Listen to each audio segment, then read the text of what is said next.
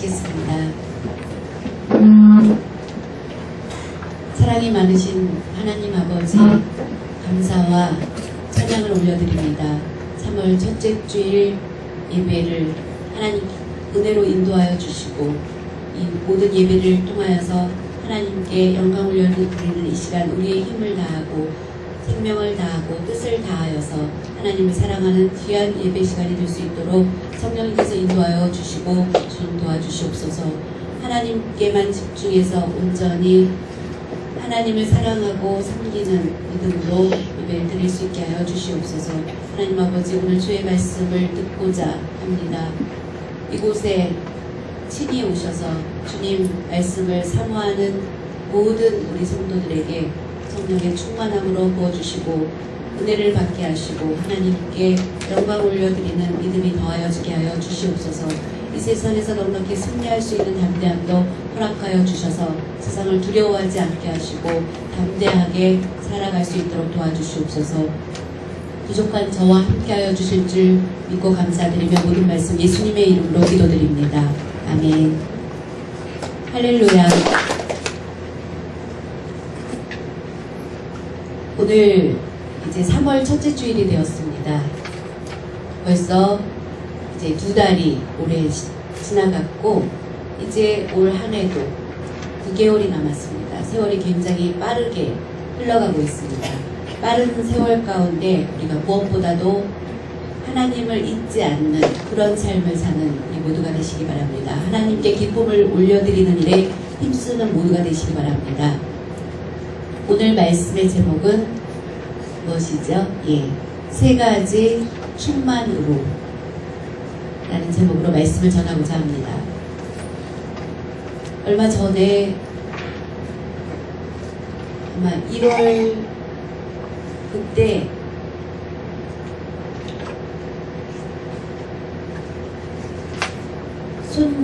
어떤 집에 손녀를 유괴해서 죽이겠다는 그런 협박 편지가 한 집에 전달이 되었습니다. 그랬던 사건이 있었는데, 그때 53세 된 그런 분의 손녀 딸을 납치해서 내가 죽이겠다, 그런 편지를, 협박 편지를 보내고, 또 그 남편의 회사에도 그런 협박 편지를 보내서 5천만 원을 달라고 하면서 그런 편지를 보낸 사건이 있었습니다. 세상은 점점 이제 돈을 최고의 가치로 생각하고, 돈 때문에 그것이 선악 구분하지 않고 사람들이 나쁜 일을 하는 것을 요즘 사회에서 많이 볼 수 있습니다.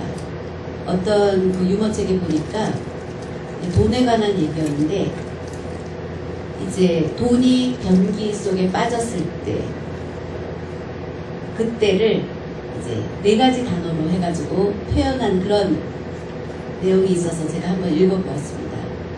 10원짜리 동전이 변기에 떨어지면 그때 어떻게 할까요? 그거는 별로 사람들이 중요하게 생각하지 않고 수수방관 한다고 합니다. 그냥 버려둔다고 합니다. 그 다음에 500원짜리가 변기에 빠지게 되면 사람들이 어떻게 할까요? 500원짜리지만 그냥 자포자기 한다고 합니다. 그 다음에 이제 5천원짜리가 변기에 빠졌습니다. 그러면 사람들이 어떻게 할까요? 5천원짜리니까 안절부절 한다고 합니다. 5천원인데 어떻게 할지 아까워하면서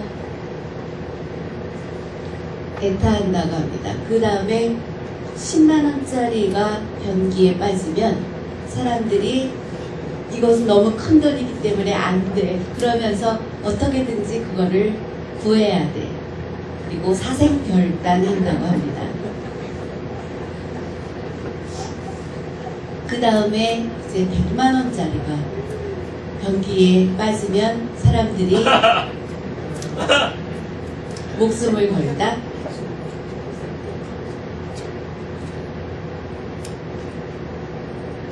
거기에 보면 사람들이 로마인도 잘 모르겠지만 뽀셋이다라고 했는데 변기통을 부셔뜨려서라도 그 돈을 구한다는 그런 말을 쓴다고 합니다.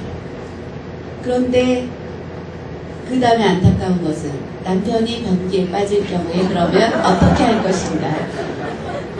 그때 그냥 그대로 내려버린다 라고 말을 쓴다고 합니다. 무슨 말입니까?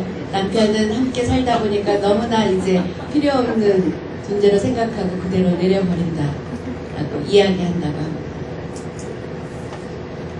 네, 여러분 한번 웃으셨죠? 예.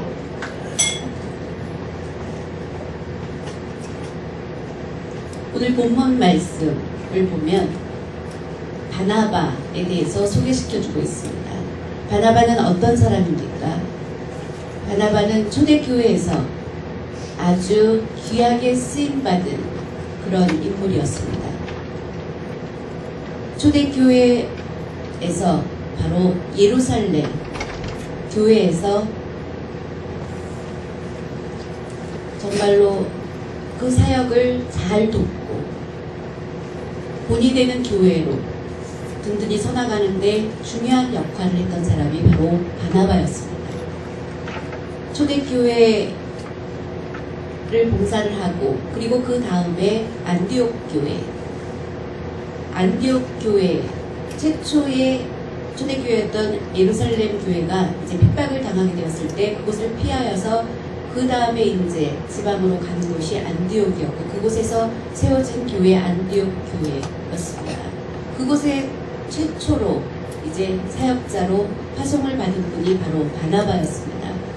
파송을 받은 그 바나바는 선교하는 그 일을 잘 감당했고 그리고 안디옥 교회를 든든히 세워나가는데 중요한 일들을 잘 감당했던 분이 바나바입니다. 그렇게 말씀은 소개해주고 있습니다. 바나바의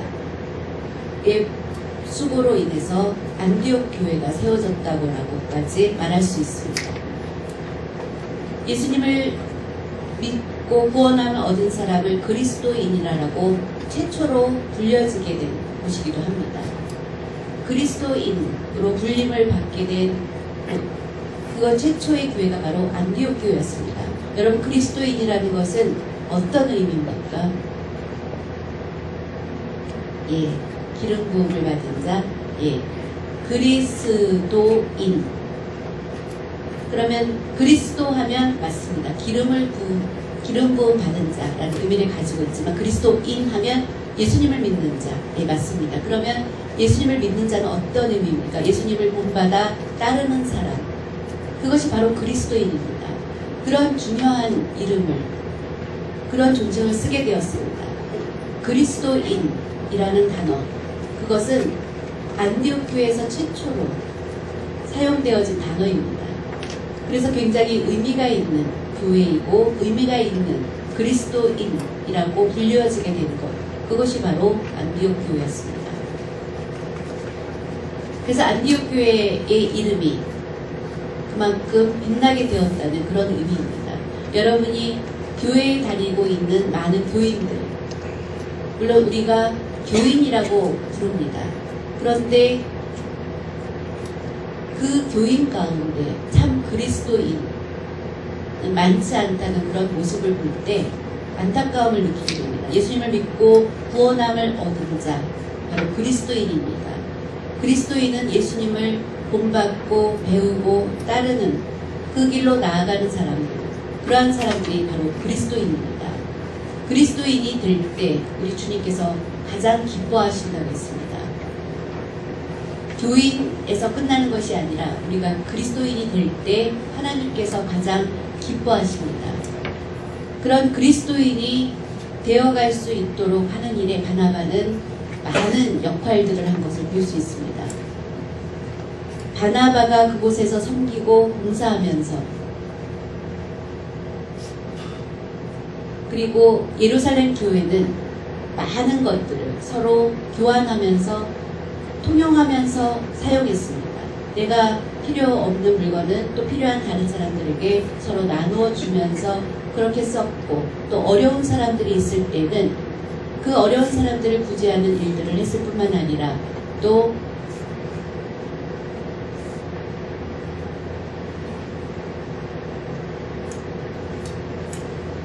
바나바를 통해서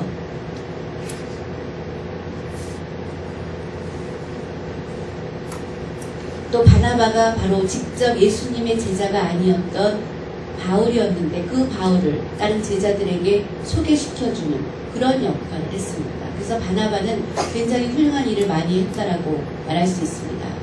그래서 바나바 가운데 있는 장점, 바로 바나바는 선한 사람이었습니다. 그리고 믿음을 가지고 있었던 믿음의 사람이었습니다. 그리고 성령에 충만한 사람이었습니다. 바로 착한 영이 그 가운데 충만했던 사람이 바로 바나바였고, 그리고 믿음이 충만했던 사람이 바나바였고, 그리고 성령이 충만했던 사람이 바로 바나바였던 것을 소개해주고 있습니다. 바로 그 점을 본받는 우리 모두가 되시기 바랍니다.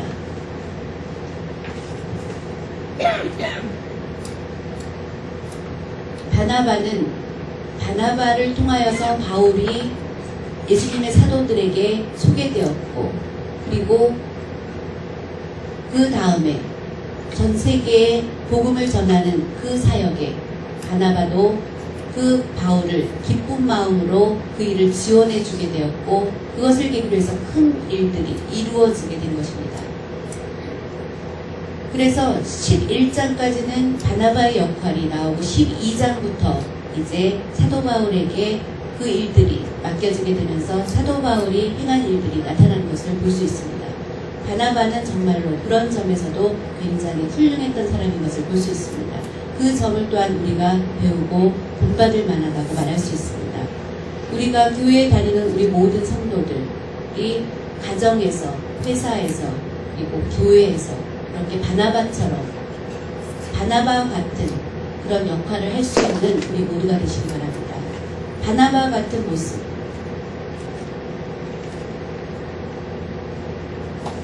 오늘 주시는 하나님의 말씀을 보면 바나바가 가지고 있었던 세 가지, 그에게 충만했던 것, 그에게 있었던 그 세 가지,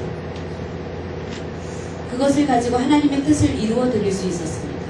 그리고 그 사역에 성공할 수 있었고, 승리할 수 있었고, 인정받을 수 있었고, 그리고 선한 하나님의 나라를 이끌어갈 수 있는 선한 영향력을 끼칠 수 있었던 바나바였던 것을 말씀은 소개해주고 있습니다. 그런 바나바의 성품, 바나바가 가지고 있었던 것.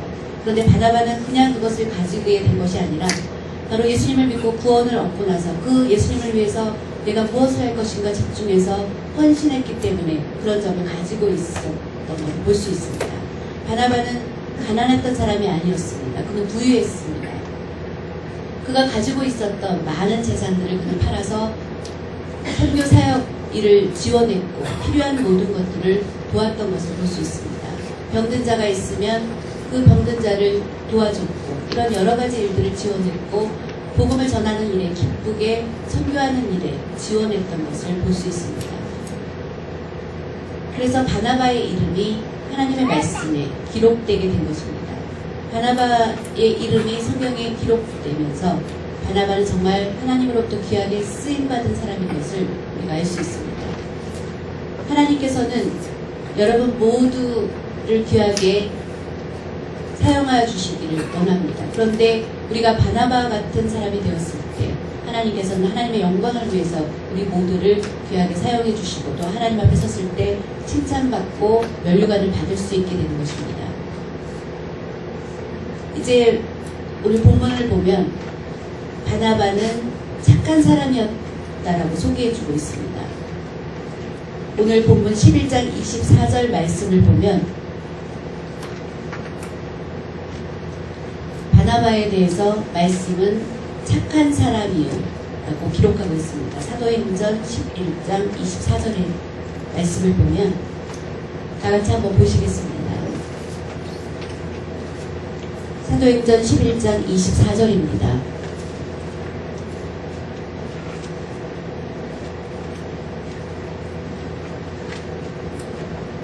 바나바는 착한 사람이요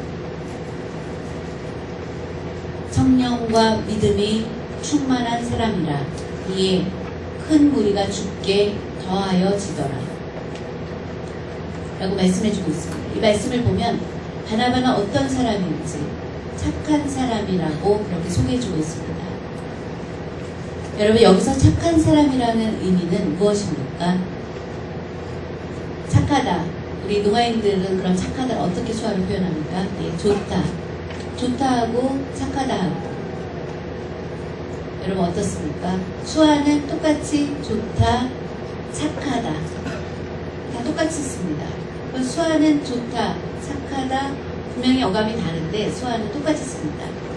착하고 솔직하다라는 걸 하나 더 넣어서 표현합니까? 수화 통역하시는 분. 그러면 노마인들에게 어울리는 표현은 마음이 하나를 더 이렇게 넣어서 좋다. 같이 넣어주면 좀 착한 그 느낌이 조금 어감이 전달될 수 있습니다. 그냥 좋다 하면 착하다와 이거 좋아, 이거 좋아, 또 이 사람 좋아, 이 사람 좋아, 그 의미하고는 조금 다릅니다. 그래서 마음이 좋다. 여러분들이 그렇게 쓰는 것이 더 잘, 그렇게 쓰는 것이 맞습니다. 우리가 착한 사람이라는 것은 또 도덕성을 가지고 있다라는 의미, 이 착하다의 의미를 가지고 있습니다. 윤리적으로도 부족함이 없는. 그리고 착함의 반대는 그러면 무엇입니까? 악함입니다. 그러면 악하다는 것은 어떤 것입니까? 그러면 마음이 나쁘다. 마음이 나쁘다. 라고 수화로 여러분이 표현하셨는데 그 의미는 그럼 무엇입니까? 나쁘다는 것은 우리가 수화로 간단하게 이렇게 나쁘다 라고 이야기하는데, 그럼 나쁘다는 것은 여러분이 생각하는 것이 어떤 의미입니까? 행함이 나쁘다. 맞습니다. 다른 사람에게 피해를 주는 것, 그것이 바로 나쁘다는 의미입니다. 다른 사람에게 피해를 주는 것, 그것이 바로 나쁘다는 의미입니다.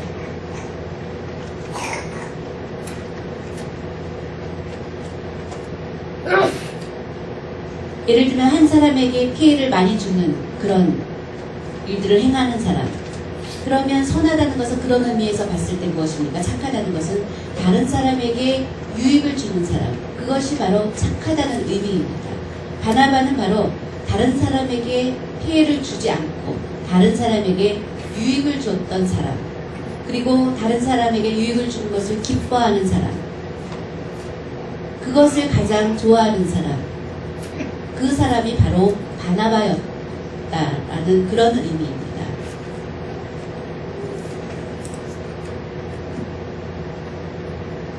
우리가 쉽게 더 나아가서 생각하면 내 중심으로 무엇을 생각하는 것이 아니라 다른 사람의 입장에서 생각해 줄 수 있는, 다른 사람을 배려해 줄 수 있는 그런 마음을 가지고 있는 사람, 그런 사람이 착하다는 의미입니다. 우리가 자기 중심의 고집을 피우는 그런 사람을 보고 악하다라고 말하지는 않습니다. 그렇지만 나쁘다는 의미는 오히려 다른 사람을 배려하지 않는 것까지도 포함시킬 수 있다는 그런 것입니다. 여기서 착하다는 것은 다른 사람을 배려한다는 의미입니다. 우리 자신들에게 있는, 나에게 있는 재능과 내가 가지고 있는 재물을 어떻게 쓸 것인가에 집중해서 생각할 수 있는 사람, 그런 사람들이 착한 사람이 가지고 있는 특성입니다. 내가 가지고 있는 재능을 다른 사람들에게 가르쳐주고, 내가 가지고 있는 재능을 나만 가져야 돼 하고 전달해주지 않고, 이건 착한 것하고는 거리가 있습니다. 또 내가 가지고 있는 무엇인가를 다른 사람을 위해서 쓸 줄 알고, 그런 사람들 바로 착하다는 의미에 가까운 것입니다. 얼마 전에 이제 저희 딸 둘이 저하고 같이 잠깐 나가자고 해서 밤에 이제 딸 둘을 데리고 남산을 데리고 갔었습니다. 남산을 이렇게 가다가 보니까 그날 굉장히 날씨가 추웠는데 거기 보니까 뻥튀기 이렇게 장사를 하고 뽑기 같은 것을 만들어서 파는 그런 분이 계셨습니다. 근데 보니까 그거 1,000원이라고 있는데 굉장히 추운 날인데 밤인데 그걸 하고 계셨습니다. 그래서 그 남산 타워에 있는데 올라갔다가 걸어서 다시 내려오다가 이제 그것이 1,000원이라고 하는데 저희 작은 애가 이제 2,000원을 그걸 주면서 그것을 이렇게 샀습니다. 그랬더니 그 뻥튀기 장사를 하는 그 분이 이제 그것이 1,000원짜리니까 1,000원을 받고 그것을 파는데 이제 2,000원을 주니까 이제 그분이 다른 사람을 참 배려해 주시네요 하면서 고맙다는 얘기를 그렇게 하는 것을 들었습니다. 그 얘기를 듣고 나니까 기분이 굉장히 좋아졌습니다. 그리고 저희 작은 애도 그 얘기를 들으면서 적은 돈이지만 굉장히 기분이 좋았다고 합니다. 그 사람이 원하는 그 가격보다 조금 더 줬는데 그것을 갖고 그렇게 기분 좋게 이야기를 해주었습니다. 우리가 말씀 가운데 사도행전 4장 36절, 37절 한번 다 같이 보시겠습니다.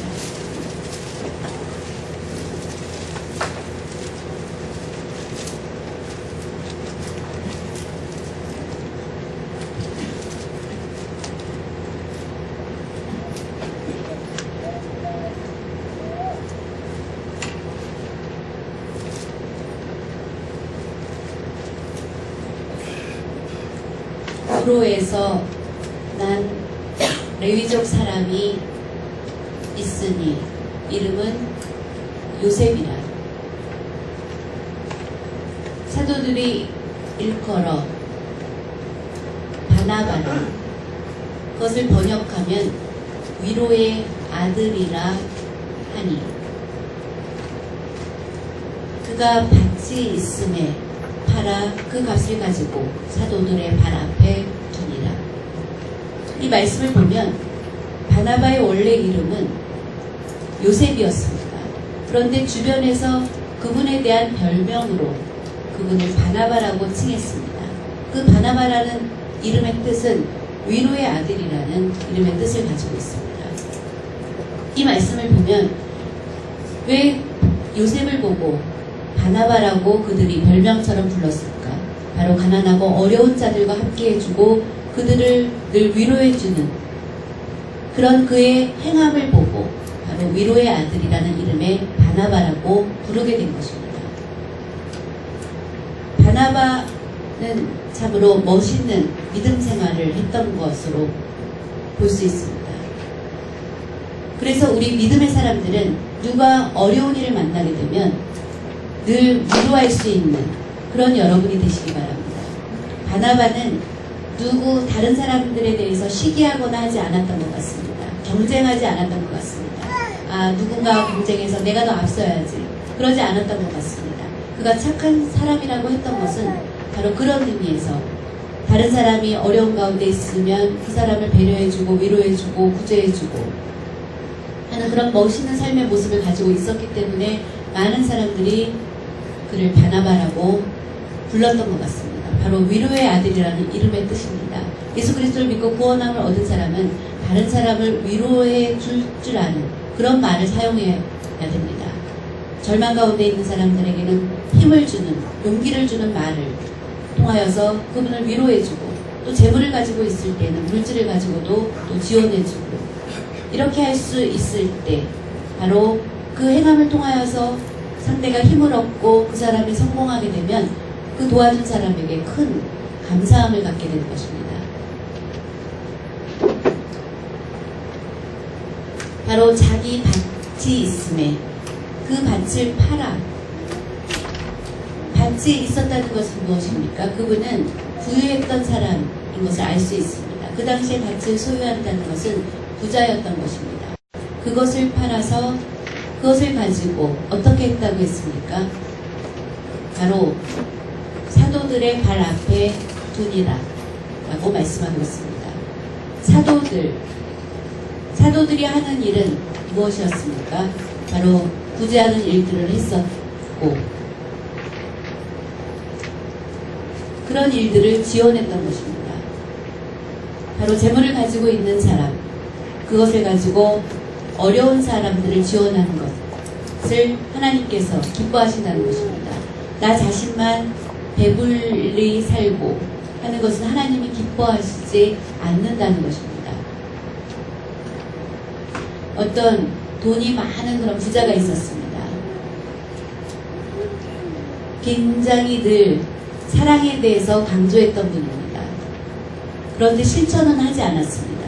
그런데 한 사람은 그렇게 여유가 있지는 않았습니다. 그렇지만 늘 적은 돈이지만 늘 모아서 가난하고 어려운 사람들에게 도와주고 행함으로 직접 도와주는 모습. 혹시 부모님이 없는 가난한 고아가 있으면 늘 소리 없이 그분을 돕고, 그렇다면 사랑이라는 늘 이야기를 강의를 하고 다니는 사람하고 비교해서 그 말없이 돕는 사람이 바로 사회에서 필요한 사람입니다. 우리가 그렇게 말할 수 있습니다.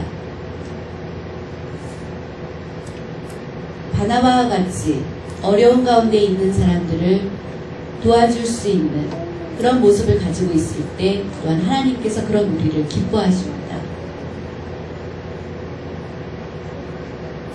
다른 사람들의 필요한 모든 것들을 도와주기 위해 힘썼던 사람이 바나바였던 것을 볼 수 있습니다.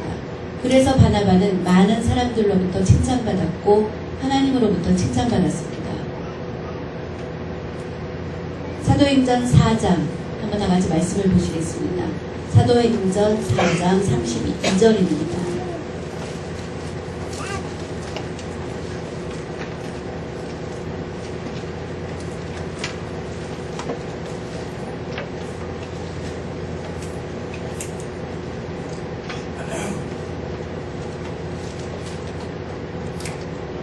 믿는 무리가 한 마음과 한 뜻이 되어 모든 물건을 서로 통용하고 자기 재물을 조금이라도 자기 것이라 하는 이가 하나도 없더라.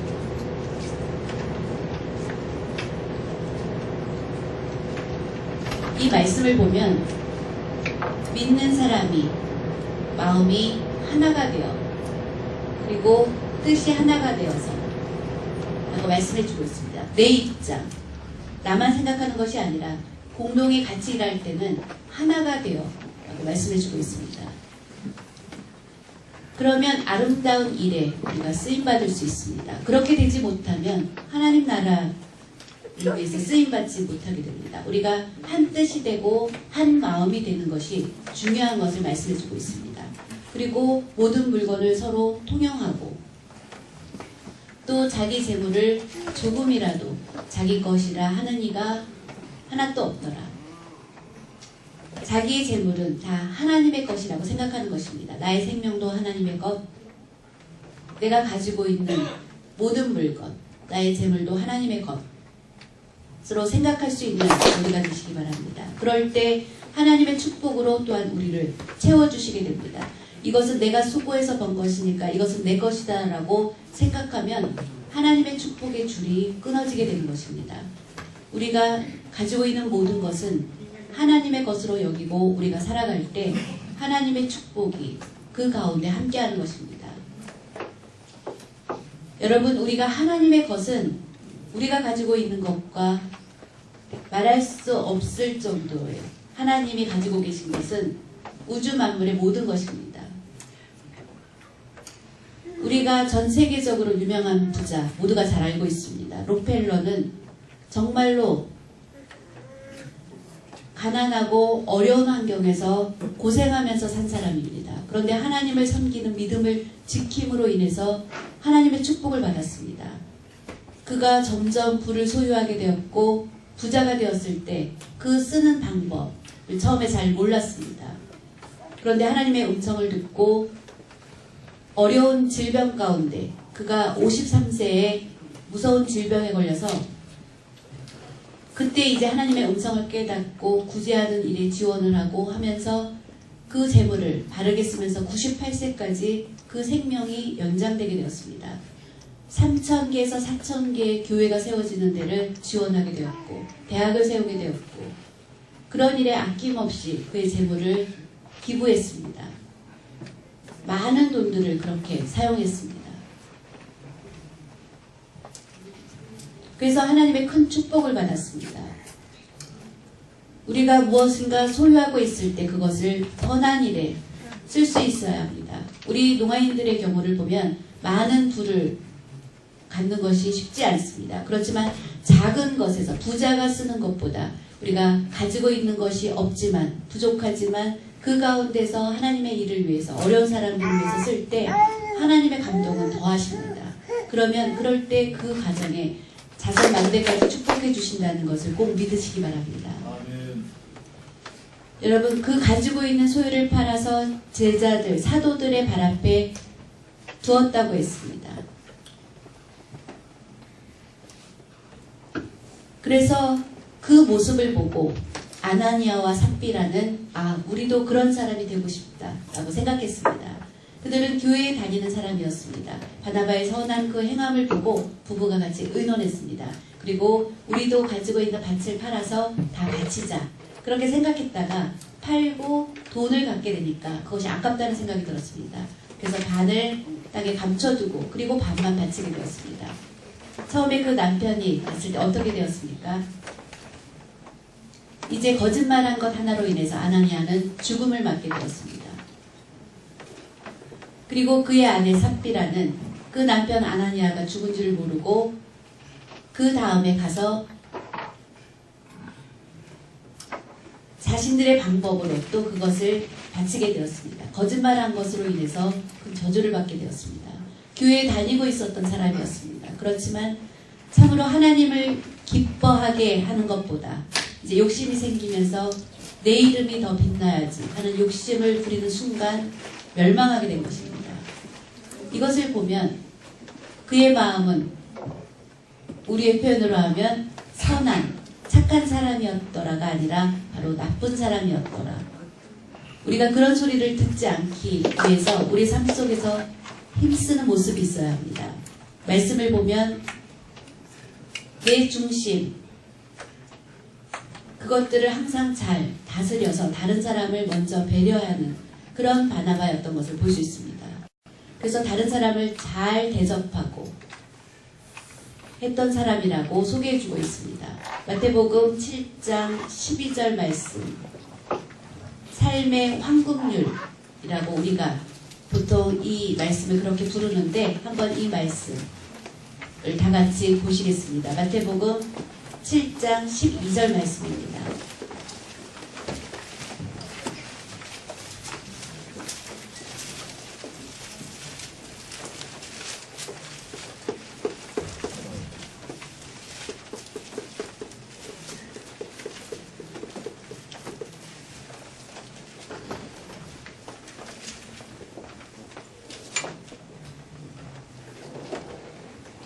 그러므로 무엇에든지 남에게 대접을 받고자 하는 대로 너희도 남을 대접하라. 이것이 율법이요 선지자니라 라고 말씀해주고 있습니다. 이것이 바로 우리 삶의 황금률입니다. 황금률. 여러분 황금은 어떻습니까? 가장 귀한 최고의 가치로 여겨지는 것이 바로 우리가 황금이라고 하는데 그런 가치 있는 삶의 법칙이라는 것입니다. 내가 받고자 하지 말아야 된다는 것입니다. 주고자 힘써야 된다고 말씀해주고 있습니다. 받는 것보다 주는 자가 복이 있다라고 말씀해주고 있습니다. 이 말씀 우리가 꼭 기억하시기 바랍니다. 어떤 그 인터넷을 보다 보니까 부모님이 이제 교회에 다니시고 계시는데 그 자녀들은 그 교회를 다니지 않고 이제 다른 교회를 다니고 있습니다. 그런데 이제 그 부모님이 이제 용돈을 줬는데 그 형이 감사헌금을 1,000원을 이제 감사헌금 봉투에다 넣으면서 그 거기에다가 적은 것이 뭐 내용을 보면 나의 동생은 이렇게 바보로 만들어 주시니 감사합니다 하면서 감사한금 봉투에다 그렇게 적어서 1,000원을 하나님께 드렸고, 동생은 또 감사헌금을 드리면서 거기에다 쓴 것이 나에게 좋은 재능을 주신 것을 감사합니다. 예수님의 이름으로 기도합니다 하면서 적어서 감사 예물을 바쳤다고 합니다. 바로 우리가 감사를 드리는 것, 다른 사람하고 비교해서 무엇을 감사하는 것이 아니라 바로 나에게 주신 것을 감사한다는 것. 바로 그 동생이 착한 마음을 가지고 있는 것이고, 동생은 그와 반대되는 마음을 가지고 있었다는 것입니다. 우리가 다른 사람을 배려하는 마음이 바로 마음의 중심에 있어야 되는 것입니다. 다른 사람이 잘 될 때, 아, 너 정말 최고다 하고 칭찬해 줄 수 있어야 된다는 것입니다. 다른 사람이 잘 되면 늘 축하해 주고, 그리고 좋은 말로 늘 사람들에게 얘기해 주는 것. 그런 사람이 바로 착한 사람이라는 것입니다. 누가 박사학위를 받았다 하면 축하해 주어야 합니다. 박사학위 받은 거 아마 다른 사람 거 다 베껴서 썼을 거야. 그렇게 말하는 것이 아니라 정말로 수고했다라고 축하해 줘야 된다는 것입니다. 우리가 필요 없는 추측을 하면서 시기하면 안 됩니다. 누가 잘 됐을 때는 축하해 주어야 합니다. 제 후배 중에 지금 박사과정 공부하는 분들이 많이 있습니다. 늘 축하해 줍니다. 축하해 주어야 합니다. 그리고 누가 좋은 차를 사면 거기에 배합하면 안 됩니다. 아, 차가 정말 좋군요 하고 축하해 줄 줄 알아야 합니다. 누가 집 샀다고 하면 20평에서 살다가 30평으로 이사 갔다. 아우, 너무 잘 됐네요 하면서 축하해 줘야 합니다. 그런데 우리는 그렇게 못합니다. 늘 축하해 줄 것보다 그 사람 가운데 있는 문제를 먼저 보기에 바쁩니다. 그러면 안 됩니다. 누가 잘 될 때 늘 정말로 축하하는 마음을 보여주어야 합니다. 우리 믿음의 사람은, 기독교는 신사의, 크리스찬이라는 것은 바로 신사입니다. 신사가 되어야 합니다. 비신사적인 말을 우리가 쓰지 말아야 합니다. 늘 신사적인 말을 쓸 때 우리가 세상에서 빛과 소금의 역할을 감당할 수 있게 되는 것입니다.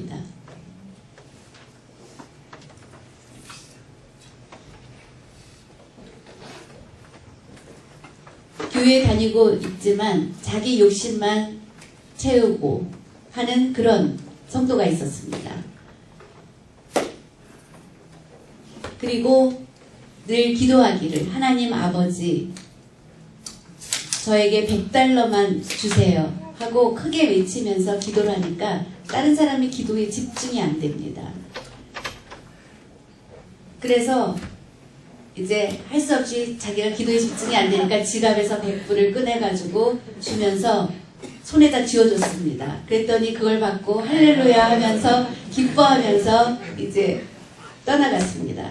그래서 이제 그 사람은 다시 이제 기도를 방해하는 사람이 없어졌기 때문에 다시 자리에 앉아서 이제 두 손을 들고 하나님 아버지 이제부터 제 기도만 집중해 주세요 하고 기도했다는 그런 얘기가 있습니다. 우리가 욕심으로 하면 안 된다는 것입니다.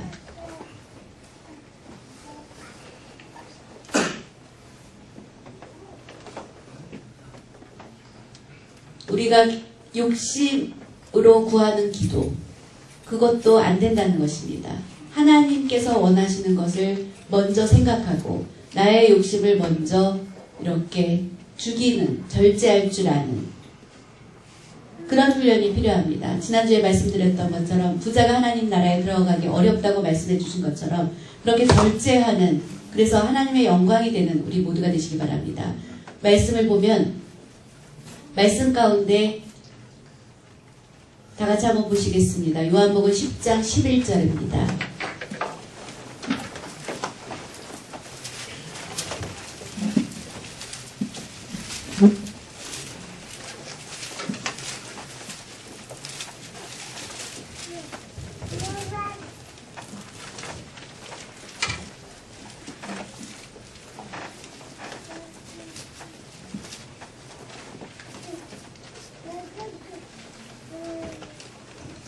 나는 선한 목자라. 선한 목자는 양들을 위하여 목숨을 버리거니와 라고 예수님 말씀해 주셨습니다.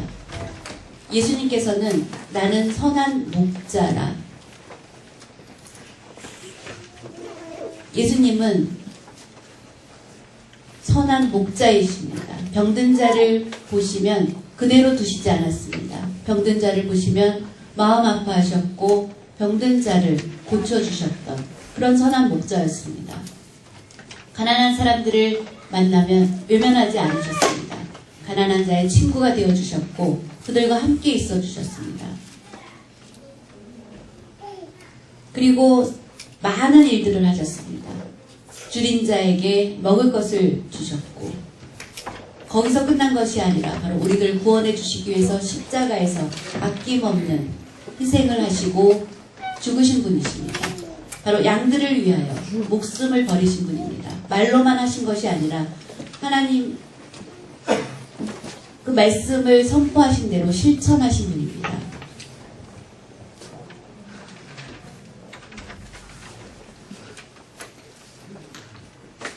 예수님은 이 땅에 사신 일평생 다른 사람에게 늘 맞춰주시기에 힘쓰셨던 분입니다. 예수님은 바로 선한 목자이십니다. 그리고 예수님의 비유 가운데 보면은 달란트 비유를 말씀해 주신 가운데 5달란트와 2달란트를 받은 종, 우리가 잘 아는 것처럼 잘하였다, 착하고 주님께서 칭찬해 주신 말씀 가운데 착하고 충성된 종아, 내가 작은 일에 충성하였으니 내가 많은 것을 내게 맡기니 내가 주인의 즐거움에 참여할지어다. 마태복음 25장에 그렇게 말씀해주고 있습니다. 바로 5달란트를 맡은 종은 그것을 왜 맡겨주셨는지 반문하지 않았습니다. 맡겨주신 그것에 충성을 다했습니다. 그것이 바로 착하다고 칭찬받은 이유입니다. 내가 착하고 충성된 종아라고 그래서 칭찬받는 것입니다. 사랑하는 여러분, 믿는 우리는 착한 종이 되시기 바랍니다. 착한 사람이 되어야 합니다. 그럴 때 한국 사회에서도 우리 믿음의 사람들이 인정받을 수 있게 되고 그럴 때 세상에서 빛과 소금의 역할을 훌륭하게 잘 감당할 수 있게 됩니다. 그러면서 자연히 많은 사람들이 우리를 통하여서 예수님을 믿을 수 있게 되는 것입니다.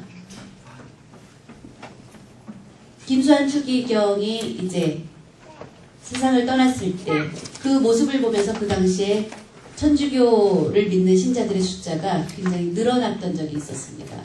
그리고 얼마 전에 또 신문에서 보니까 우리 한국 사회에서 가장 신뢰도가 높은 종교가 무엇인가라는 질문을 했을 때 그 사람들이 첫 번째로 카톨릭을 뽑았습니다. 그리고 두 번째로 불교를 뽑았고 부끄럽게도 우리가 세 번째였습니다.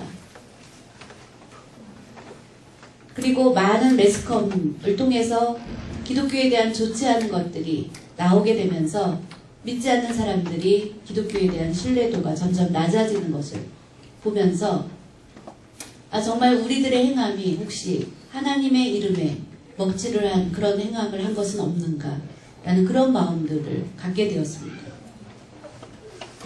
우리가 우리 가운데 착한 마음이 가득해야 됩니다.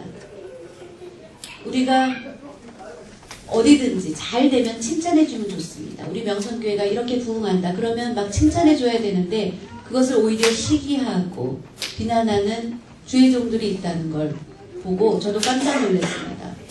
저는 더군다나 노마인 목회자 입장에서 그런 것을 보면서 굉장히 실망했었습니다. 어떻게 같은 주의 종들이 저렇게 얘기할 수 있을까? 착해야 됩니다. 교회가 잘 되면 정말 저 교회 너무나 많은 일들을 잘 감당하고 있구나 라고 칭찬해 주어야 합니다. 우리가 먼저 그렇게 했을 때 사회 속에서 우리 기독교가 신뢰도를 얻을 수 있게 되는 것입니다. 그러면 우리는 빨리 1위의 자리에 오를 수 있습니다. 그렇게 되어야 합니다. 이제부터라도 1위의 자리에 오를 수 있도록 우리 먼저 시작하면 됩니다. 내가 먼저 나부터 그 일을 시작하면 됩니다. 내 마음속에 악한 마음이 조금 생기려고 하면 그거를 내 마음속에 제거하도록 노력하는 삶을 살아야 합니다. 그래서 내 안이 착한 것으로 가득 채워지는 여러분이 되시기 바랍니다. 착한 것으로 충만한 여러분이 되시기 바랍니다. 바나바를 보면 안디옥 교회에 가서 그가 행한 많은 일들을 보면 예루살렘 교회에 기근이 들어서 그곳에 있는 성도들이 많은 어려움 가운데 있다는 소리를 듣게 되었습니다. 사업들이 어려웠고 그들이 힘들다는 소리를 듣고 안디옥 교회보다 예루살렘 교회는 큰 교회였습니다. 안디옥 교회가 더 작았습니다. 그렇지만 외면하지 않았습니다. 위에서 기도하고 헌금을 모아서 예루살렘 교회에 전달한 그 일을 이끌었던 사람이 바로 바나바였습니다. 착한 마음이 그 안에 가득했기 때문에 어떤 일을 만났을 때 먼저 하나님의 뜻을 묻고 실천했던 사람인 것을 볼 수 있습니다. 사랑하는 여러분, 우리 마음속에 착한 마음으로 가득 채워지는 모두가 되시기 바랍니다. 바나바를 보면 믿음이 충만했다 라고 말씀해주고 있고, 믿음이 충만한 것, 그것은 바로 하나님과의 관계, 그것을 굳건히 하기 위해서 하나님을 굳건히 의지했다는 것입니다. 하나님을 정말로 사랑하고 나의 생명을 다 바치는 것까지 충성을 다했던 그런 믿음의 사람이었던 것을 기억해야 됩니다. 나를 의지하지 않았습니다. 전적으로 하나님을 믿고 의지했습니다. 나의 생명까지도 하나님께 맡겼고 내 가는 길 하나님 인도해 주시는 대로 따르겠다고 믿고 의지했던 사람이 바로 바나바였습니다. 그 마음이 가득했던 사람입니다. 사도 바울과 함께 할 때 이제 마가를 데리고 와서 마가가 처음에 전도하는 일을 해본 적이 없었기 때문에 중간에 포기하고 갔습니다. 그때 바울은 그것을 기억했습니다. 바나바는 마가를 보고 정말로 실망했지만 그렇더라도 아마 하나님께서 그에게 영적인 어떤 기회를 주시기 위해서 이런 어려움을 주셨나 보다. 마가가 깨닫고 돌아오면 다시 그와 동역하겠다는 생각을 가지고 있었습니다. 그런데 1차 전도 여행 때 그를 이제 그 다음에 데리고 가자고 했을 때 바울은 그것을 거절했습니다. 원래 사도 바울을 제자들 가운데 소개해 준 사람이 바로 바나바였습니다.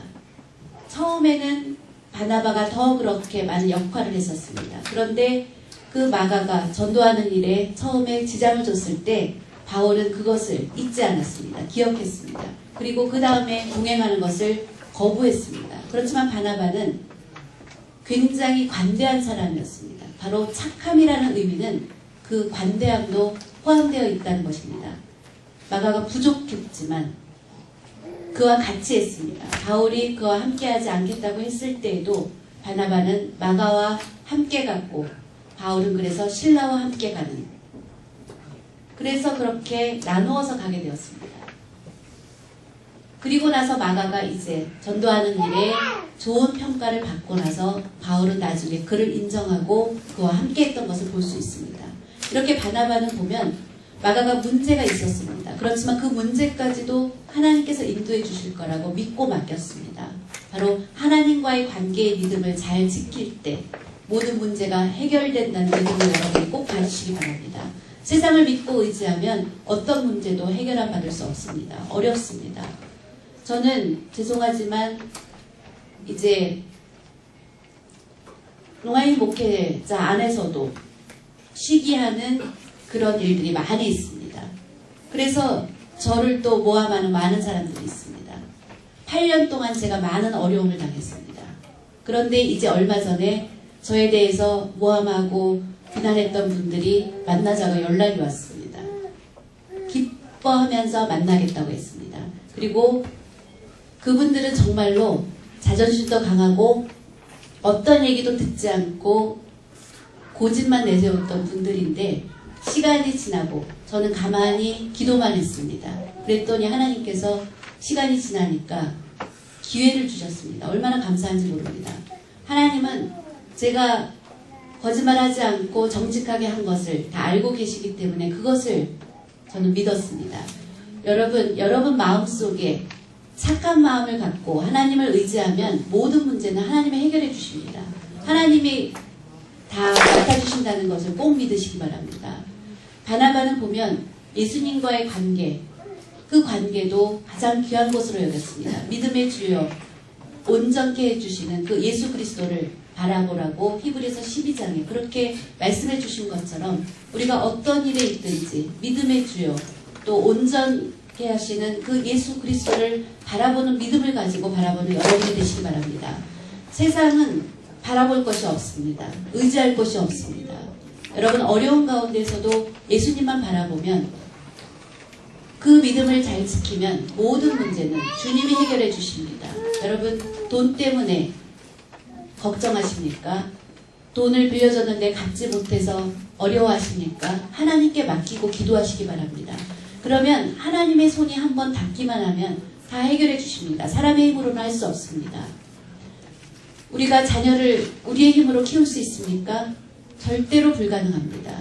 당회장 목사님도 늘 말씀하시지만 자녀들을 우리의 힘으로 절대로 키울 수 없습니다. 하나님만이 해주실 수 있습니다. 그 하나님을 우리가 믿어야 합니다. 그 믿음, 그런데 그 믿음이 연약하면 안 됩니다. 굳건한 믿음을 가져야 합니다. 연약한 믿음이 아닌 바로 충만한 굳건한 믿음을 가지고 있을 때 우리는 놀라운 기적을 체험할 수 있게 됩니다. 그 믿음이 충만하게 되면 질병에서도 고침을 얻게 되고 그 믿음이 충만하면 어려운 문제가 해결받는 기쁨을 누릴 수 있는 것 바로 믿음입니다. 겨자씨만한 믿음이 있으면 이 산을 명하여서 바다를 건너 저쪽으로 옮길 수 있다라고 예수님 말씀하셨는데 그 산은 무엇입니까? 바로 우리가 만나는 어려운 문제입니다. 그런데 겨자씨만한 믿음만 있어도 그 문제를 해결할 수 있다는 것입니다. 여러분 그것을 믿으시면 아멘 하시기 바랍니다. 그 믿음이 우리 가운데 충만해야 됩니다. 적은 믿음으로는 기적을 체험하기가 어렵습니다. 사랑하는 여러분 한 분 한 분이 나 자신을 돌아볼 때 내가 어떤 믿음을 가지고 있는지 지금 믿음이 아직 부족하다고 느끼신다면 철저하게 다시 일어나시기 바랍니다. 탁구를 칠 때 보면 얼마나 연습을 많이 하느냐에 따라서 실력이 향상됩니다. 연습을 많이 하면 탁구를 잘 칠 수 있습니다. 그렇죠? 여러분 스케이트를 조금만 타다가 발이 아프다고 그만두면 유명한 스케이트 선수가 될 수 있습니까? 불가능합니다. 김연아 선수를 보면 17년 동안 하루에 지금까지 17시간씩 연습을 했다고 합니다. 정말로 피땀 흘리는 그런 연습을 한 결과 그는 잘하게 된 것입니다.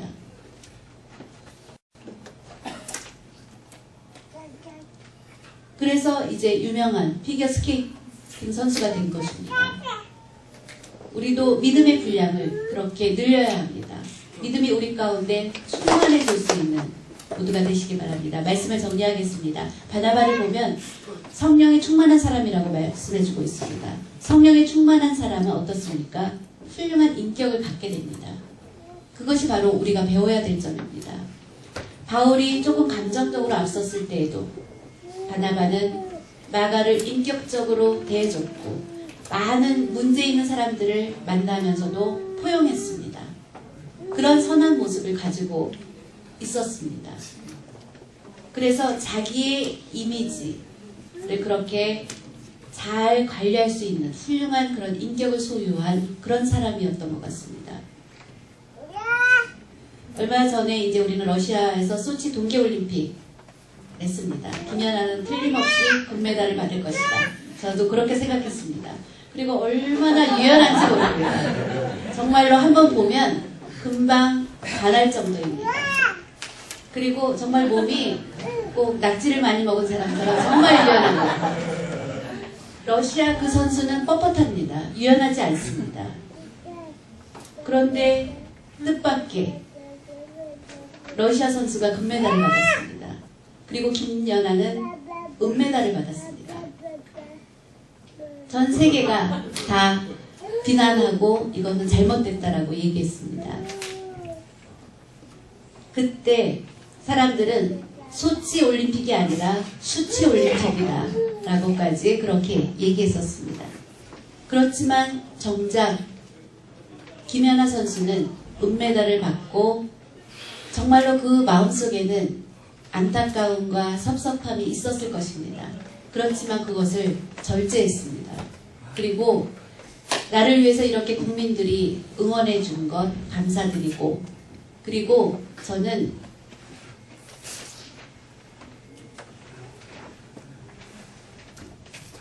금메달을 가장 소원하고 필요로 하는 사람에게 금메달이 간 거라고 생각한다 라고, 나이도 25밖에 되지 않습니다. 그런데 그 인터뷰 내용을 보면 굉장히 성숙한 사람입니다. 우리 같으면 보통 세상에 이럴 수가 있냐고 판정이 잘못된 거다 그렇게 말하지 않았습니다. 25밖에 안 됐지만 여왕이라는 정말 그 이름답게 성숙한 그런 인터뷰를 보고 그것 때문에 더 감동을 받았습니다. 그래서 박근혜 대통령도 그것에 감동을 받았다 하고, 오히려 그것 때문에 우리나라의 이미지가 굉장히 높아졌다고 합니다. 우리 믿음의 사람들은 성령의 충만함을 받게 되면 자연히 우리의 언어가 성숙한 언어를 쓰게 됩니다. 그렇게 하지 못하기 때문에 성숙한 언어를 쓰지 못함으로 인해서 비난을 받게 되는 경우가 많이 있게 되는 것입니다. 사랑하는 여러분, 성령의 충만함을 우리 모두가 되시고 성령이 충만하게 되면 바나바와 같은 훌륭한 성도로 하나님으로부터 쓰임받을 수 있습니다. 그래서 하나님께 영광을 올려드릴 수 있는 우리 모두가 되시기 바랍니다. 다 같이 기도하시겠습니다. 사랑의 하나님 아버지 감사드립니다. 오늘 주시는 주님 말씀 3가지 충만으로 대해서 말씀을 전했습니다. 바나바 그 위대한 훌륭한 그 모습들을 우리도 본받고 배워서 나 자신을 돌아볼 때 부족했던 것 깨닫고 내 안에 있었던 욕심, 내가 다른 사람보다 더 잘되고 싶어 했던 욕심 다 버릴 수 있게 하시고 오직 예수 그리스도의 마음을 본받아서 날마다 겸손하고 온유한 자로 하나님께 영광을 올려드리는데 부족함이 없는 그리스도인들이 다 될 수 있게 도와주시옵소서. 성령의 충만함으로 부어주셔서 하나님께 영광을 올려드리는 일에 쓰임받는 위대한 성도들이 다 될 수 있게 도와주시옵소서. 이 세상을 보면 점점 혼란스러운 가운데 있습니다. 또 오히려 믿음의 사람들이 세상에서 빛과 소금의 역할을 다하지 못해서 부끄러운 일들을 당할 때 많이 있습니다. 이제 우리부터라도 세상 가운데 나와서 이제 기독교가 3이라는 그 오명을 씻는 일에 우리부터 시작할 수 있게 하시고 오직 예수 그리스도의 이름을 빛내드리는 그 일에 우리가 사명을 잘 감당할 수 있도록 성령의 충만함으로 함께 하시고, 또 우리 기독교의 그런 오명들이 빨리 회복되어서 이 사회에서 가장 신뢰받는 우리가 될 수 있도록 도와주셔서 정말로 주님의 이름을 빛내드릴 수 있는 저희가 되게 도와주시옵소서. 주님께서 인도하여 주실 줄로 믿습니다. 하나님께서 크신 은혜를 내려주시옵소서. 우리 한국교회가 다시 회복될 수 있게 도와주시고 앞서서 이 일을 감당하는 우리 명성교회 위에 끝까지 함께 하시고 한국교회를 이끌고 나가는데 조금도 부족함 없이 잘 감당해 나갈 수 있도록 늘 명성교회 위에 함께하여 주시옵소서. 감사드리며 모든 말씀 예수 그리스도의 이름으로 기도드립니다.